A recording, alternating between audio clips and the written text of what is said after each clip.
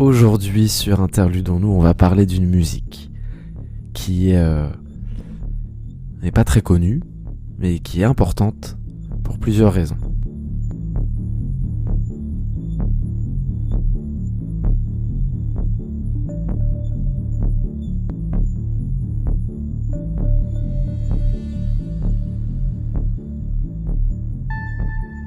Je vais vous raconter peut-être l'histoire d'abord de comment j'ai découvert cette musique.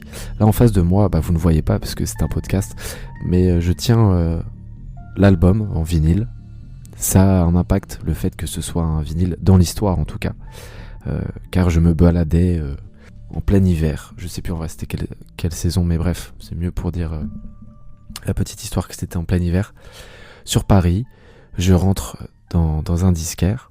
Et avec un ami, on écoute des vinyles. Donc pour préciser, on rentre dans un disquaire qui est spécialiste de musique techno, house, dub, de manière générale. Donc c'est un disquaire où on peut écouter des vinyles, et il y avait toute une rangée où justement il y a plusieurs personnes qui font une selecta un peu de vinyles et écoutent... soit c'est des DJ parce qu'ils mixent sur vinyle, soit c'est juste des gens qui sont des gros kiffeurs et qui veulent acheter des petits sons, quoi, un peu en mode découverte. Donc les gens diguent jusqu'à des fois trouver la pépite. Et nous on reste avec mon pote pendant 1 heure dans le disquaire et on trouve rien. Du coup on est un peu déçus, on se dit bon y a rien qui nous plaît, c'est dommage, on se tire. Et juste avant de se tirer, il y a une musique qu'on entend. Donc il faut savoir que chacun et chacune a son casque et écoute sa musique, mais il y a une musique d'ambiance qui est choisie par justement le propriétaire de ce disquaire. Et là, on se retourne avec mon pote quand on entend cette musique, on entend surtout un kick en particulier. On est grave surpris, dans le bon sens du terme, on dit waouh, c'est quoi cette musique ?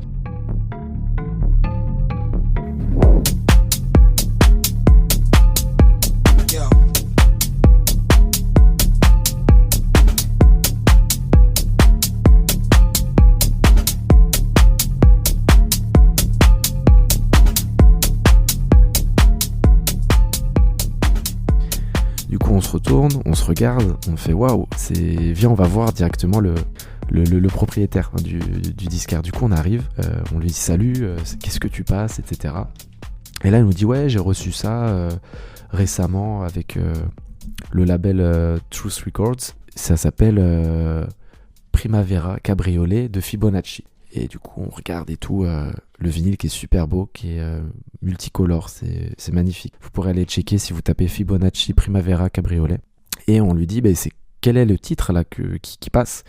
Il dit, c'est Panorama 1986. Et pour vous décrire un peu ce son, c'est un son qui dure 7 minutes à peu près, style house, groove. Et il y a une montée en puissance, un truc très exponentiel qui dure genre 1 minute 30 à peu près. Et là, tac, t'as le kick qui te met une claque. En plus, on a écouté ça sur, je sais plus c'était quoi les enceintes, mais des enceintes de très bonne qualité. Ce qui a fait qu'on s'est tout de suite senti enveloppé. Et tu sais, quand tu ressens le kick de la basse là, dans vraiment le ventre, tu dis waouh, il y a quelque chose. Et c'était pas parce que c'était fort, mais c'est parce que il était bien travaillé et surtout bien amené. Et moi j'ai envie de vous conseiller ce titre, Panorama 1986, parce que ça m'a fait écho à des sons que j'écoutais quand j'étais beaucoup plus jeune, type collège, où j'écoutais des sons électro avec cette fameuse montée avant le drop.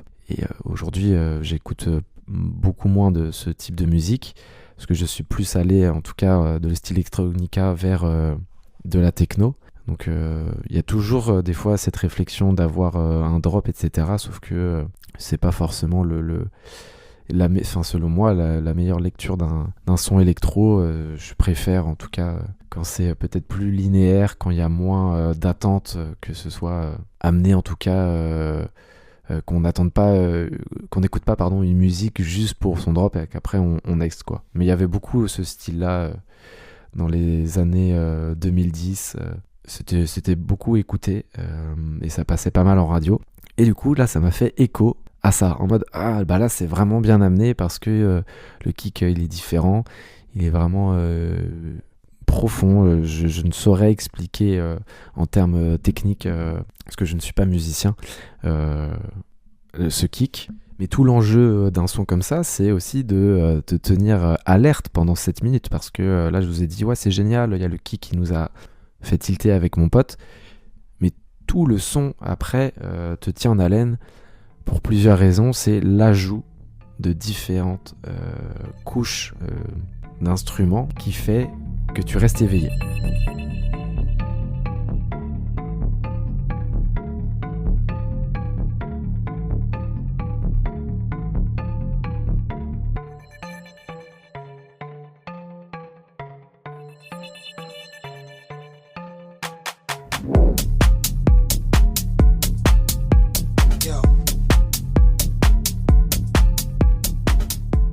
Et sauf que ces couches-là, elles sont assez surprenantes parce que des fois, c'est des voix de mecs qui, t'as l'impression, font un peu du hip-hop, mais elles reviennent jamais.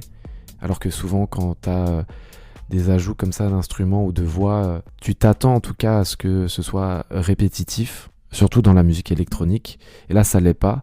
Du coup, c'est plein d'instrus qui viennent, qui repartent, qui reviennent jamais. Enfin, c'est assez captivant. Donc je vous conseille d'écouter ce son soit sur des bonnes enceintes ou alors un bon casque. Clairement, si tu l'écoutes sur ton téléphone, je ne suis pas sûr de l'expérience positive. Mais en tout cas, voilà, je vous conseille de l'écouter. C'était la petite recommandation du jour. Et aussi, petite anecdote, on n'est pas les seuls à avoir tilté sur ce son. Si ça peut un peu vous rassurer sur « Ah, j'ai la flemme d'écouter 7 minutes de musique électronique », on était une bonne dizaine dans le magasin. Et clairement, toutes les personnes qui étaient après nous, il y en avait 5-6 qui sont passés à la caisse, ont clairement acheté ce vinyle.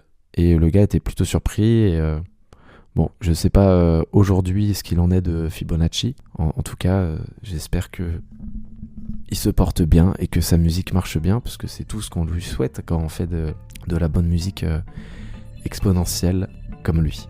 Bonne journée. Ciao.